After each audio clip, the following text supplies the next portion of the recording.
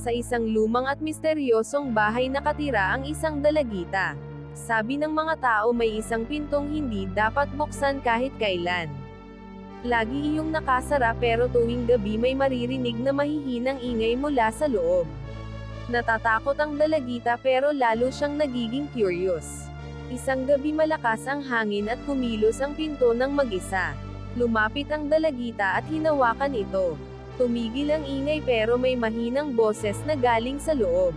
Biglang bumukas ang pinto. Sa loob ay puro dilim at isang anino ang nakatayo.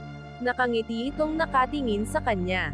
Mahina nitong sinabi na matagal na kitang hinihintay.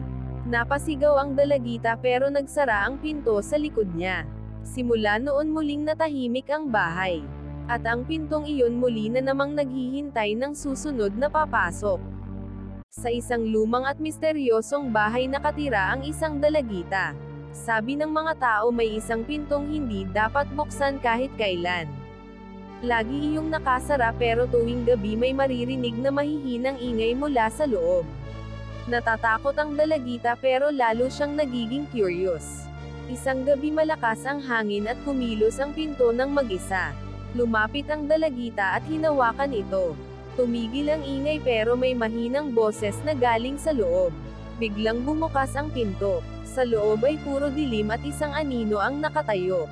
Nakangiti itong nakatingin sa kanya. Mahina nitong sinabi na matagal na kitang hinihintay. Napasigaw ang dalagita pero nagsara ang pinto sa likod niya. Simula noon muling natahimik ang bahay.